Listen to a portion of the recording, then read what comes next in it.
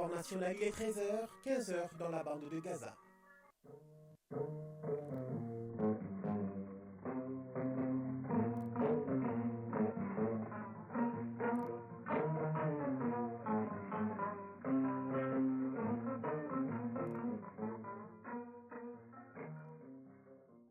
Le journal Moussa Papa Aïdara. Au sommaire, 69 millions de francs CFA, une enveloppe injectée par l'UNICEF pour former 150 jeunes issus des couches vulnérables dans les 5 cercles de la région du Tombouctou. Ils sont formés dans divers corps de métiers comme l'électricité, bâtiment, la plomberie sanitaire, le carrelage, entre autres. Les acteurs du monde agricole scrutent le bilan synoptique de la campagne agricole 2023, les objectifs de la campagne agricole 2024 ainsi que les projections pour les campagnes 2026 et 2027. Cela à l'issue de la 14e session du Conseil élargi de cabinet du département de l'agriculture et de l'élevage. Actualité sur la scène internationale, au Sénégal, après leur libération de prison, les opposants Ousmane Sonko et Bassirou Diomaye Faye ont fait face à la presse hier. À une semaine de la présidentielle, ils ont affiché leur optimisme pour la victoire finale. Une trentaine de personnes tuées aujourd'hui à Gaza dans une frappe sur une maison de déplacés. Un premier bateau humanitaire a commencé à décharger des tonnes de vivres dans l'enclave palestinienne. Et puis l'ancien vice-président de Donald Trump, Mike Pence, a créé la surprise en annonçant qu'il ne soutiendrait pas ce dernier lors de la présidentielle de novembre. Le républicain a accusé son ancien patron de proposer un programme qui est en contradiction avec le projet conservateur. Et puis en sport, la 19e journée du championnat national de Ligue 1 de football se poursuit aujourd'hui et la saison 2023-2024 du championnat national de basketball qui a démarré hier. La première journée prend fin ce samedi. Mesdames, Messieurs, bonjour et bienvenue dans cette édition. Intéressons-nous tout d'abord au monde rural. La 14e session du Conseil élargi du cabinet du département de l'agriculture et de l'élevage s'est tenue hier avec à son ordre du jour la validation et la consolidation de la politique du projet de plan triennal de la campagne agricole harmonisée. Durant cette session, les acteurs du monde agricole scrutent le bilan synoptique de la campagne agricole 2023, les objectifs de la campagne agricole 2024, ainsi que les projections pour les campagnes 2026 et 2027. C'était sous la coprésidence des ministres de l'Agriculture et de l'Élevage et de la Pêche. Reportage à Guibo Koulibaly. La réunion est l'occasion de souligner l'importance cruciale d'un système de planification répondant aux aspirations des acteurs du monde rural. Les départements concernés par le secteur rural s'engagent ainsi à garantir une exécution efficace du volet agricole de la campagne. Lassine Dambélé, ministre de l'Agriculture. L'objet de la rencontre porte vraiment sur le plan de campagne harmonisé que nous présentons chaque année au Conseil supérieur de l'agriculture. Nous avons réuni tous les acteurs du secteur agricole, avec grand A naturellement, pour pouvoir passer en revue ce qui a été fait en termes de réalisation pour 2023, quelles ont été les difficultés, les contraintes et comment on les a surmontées, et voir aussi quel planning on fait pour pouvoir améliorer et en intégrant les dimensions de l'environnement nouveau qui vient être créé avec le retrait de notre pays, la CEDEAO et les crises sociopolitiques que nous connaissons. Cette session offre aux acteurs du secteur rural l'opportunité de passer en revue l'état de mise en œuvre des recommandations du Commissariat à la sécurité alimentaire, entre autres. Youbaba, ministre de l'Élevage et de la Pêche. Le plan de campagne contribue à l'atteinte de la souveraineté et de la sécurité alimentaire et nutritionnelle, ainsi que l'amélioration des revenus des exploitants agricoles et à la réduction de la pauvreté. En effet, le Mali dispose d'importantes opportunités que nous devrons mieux valoriser. Je voudrais citer, entre autres, l'immensité de nos terres arabes, le cheptel et les plans d'eau. La rencontre témoigne de l'engagement ferme des autorités en charge du secteur agricole à relever les défis actuels et à garantir une sécurité alimentaire durable pour tous. Eux, ils ont plutôt besoin d'une sécurité financière.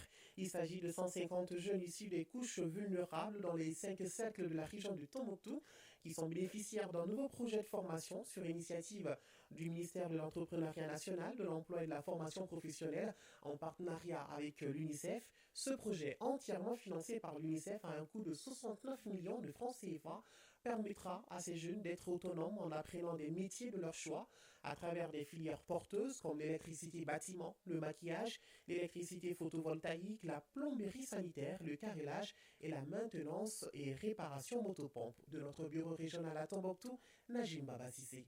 Ils sont 150 jeunes garçons et filles vulnérables déscolarisés âgés de 15 à 21 ans qui bénéficient de ce programme de formation dans des métiers porteurs comme l'électricité bâtiment, électricité photovoltaïque, plomberie sanitaire, carrelage, maquillage et maintenance et réparation motopompe. L'initiative est le fruit d'un partenariat entre l'UNICEF Tombouctou et le ministère de l'Entrepreneuriat national, de l'emploi et de la formation professionnelle, déterminé à promouvoir l'employabilité des jeunes à travers ce projet pilote. Dr Kounundju Dolo, chef de bureau par intérim UNICEF Tombouctou. Ce n'est pas la première fois que des opportunités de formation professionnelle sont offertes aux jeunes de Tombouctou. Toutefois, certaines de ces formations offertes étaient dans des domaines déjà saturés qui ne répondaient pas aux attentes du marché de l'emploi, ce qui rendait d'ailleurs l'insertion des jeunes formés très difficile ou voire impossible. Tigui Koulibaly, porte-parole des bénéficiaires.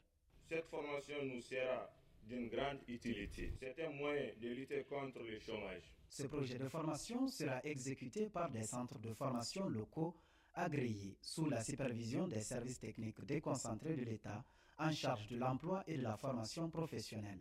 Mamadou Tembeli, directeur de cabinet du gouverneur de la région de Tombouctou. Sur un total de 2483 dossiers reçus, dont 1205 candidatures féminines, le comité s'est vu contraint de ne retenir que 16% de l'effectif ayant déposé des dossiers composés de 117 garçons, 33 filles. Je remercie l'UNICEF Tombouctou pour avoir financé ce projet de formation au bénéfice de 150 jeunes et cela à hauteur de 69 millions de francs CFA.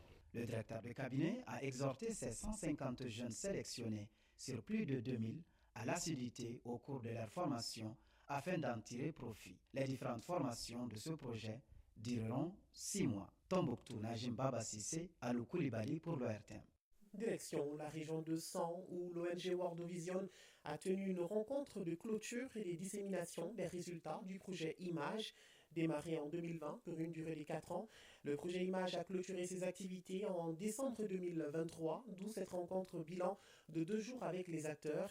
Mise en place par le consortium World Vision et Save the Children, Image est financée par Affaires mondiales Canada pour un montant de plus de 2,5 milliards de francs CFA et couvre 12 cercles du Mali, dont 100 et Tomignan.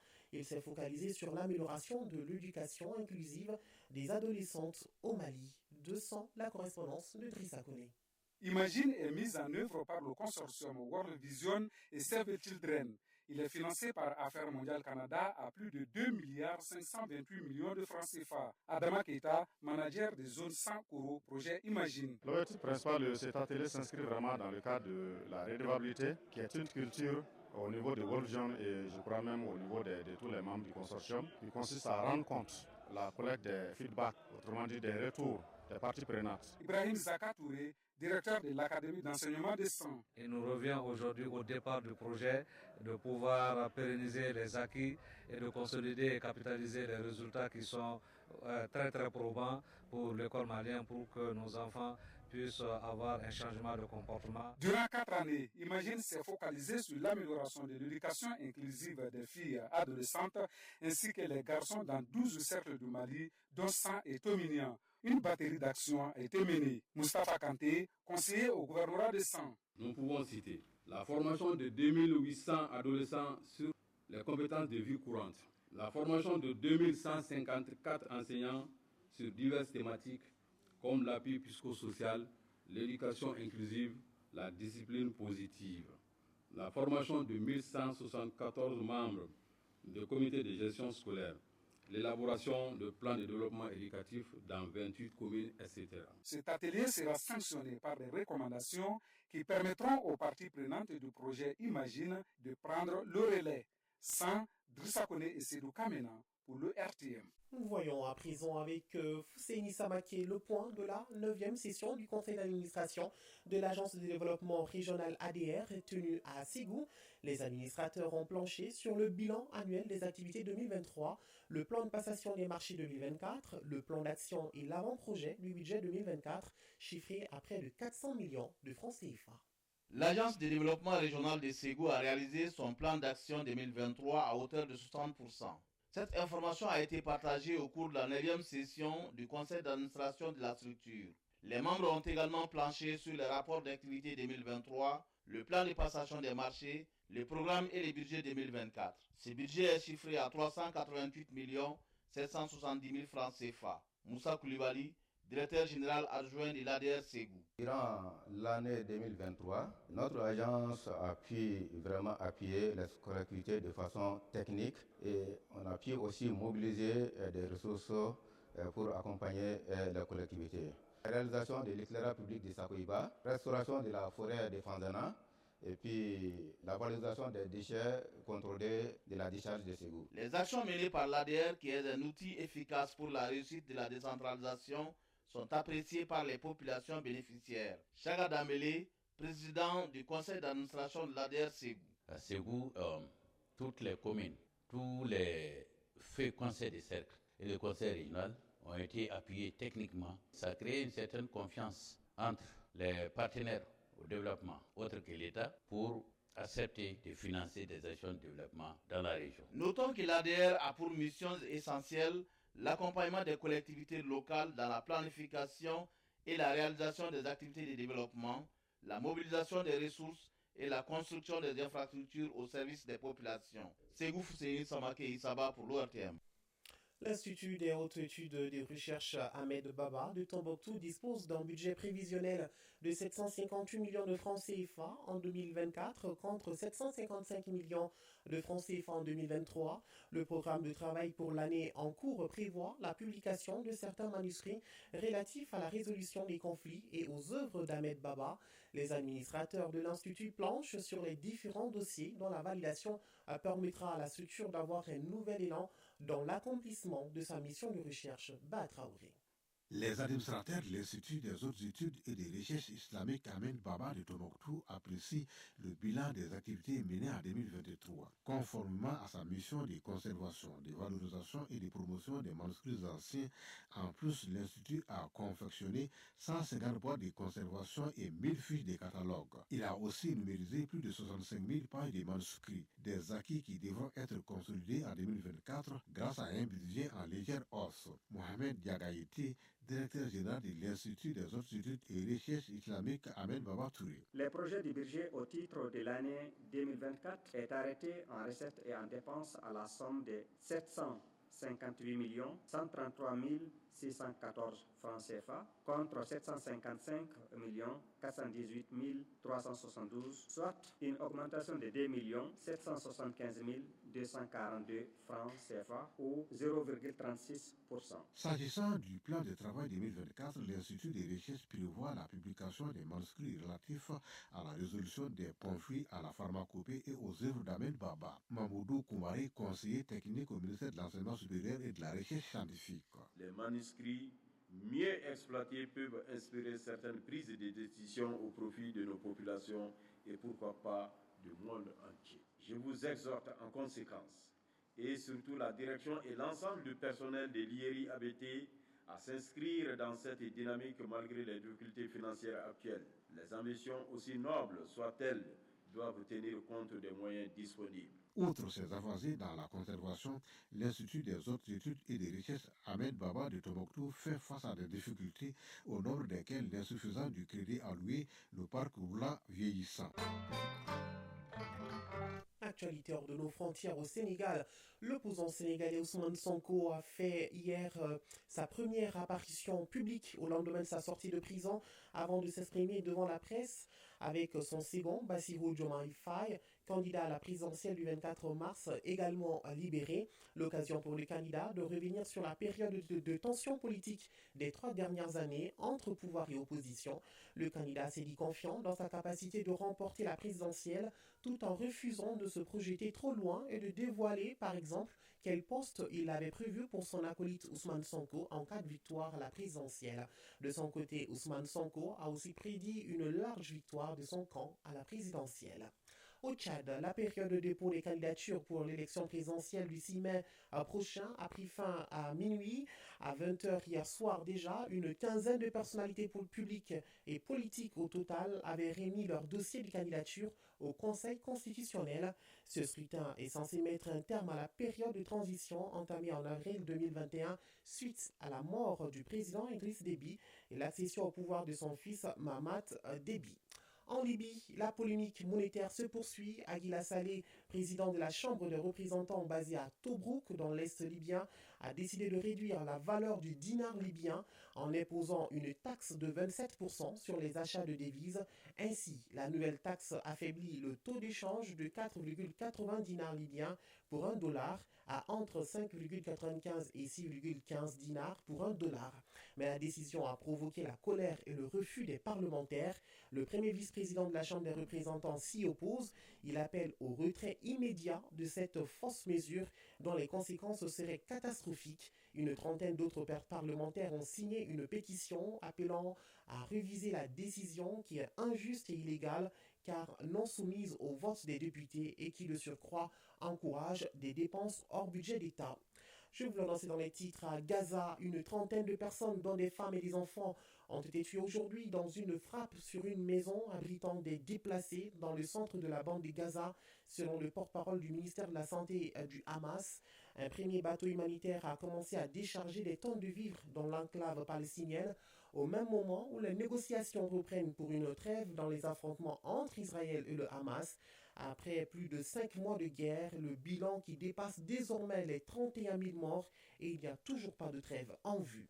Aux États-Unis, l'ancien vice-président américain Mike Pence refuse d'apporter son soutien à Donald Trump pour la campagne présidentielle avec laquelle il a gouverné de 2017 à 2021, notamment à cause de l'épisode du 6 janvier 2021, durant lequel il avait subi de fortes pressions pour ne pas valider les résultats de l'élection de 2020.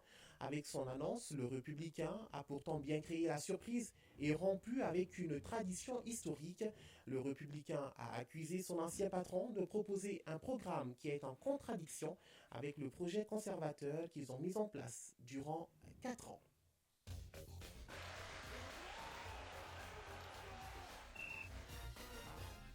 En sport, la République démocratique du Congo va organiser la 26e Coupe d'Afrique des Nations seniors dames de handball.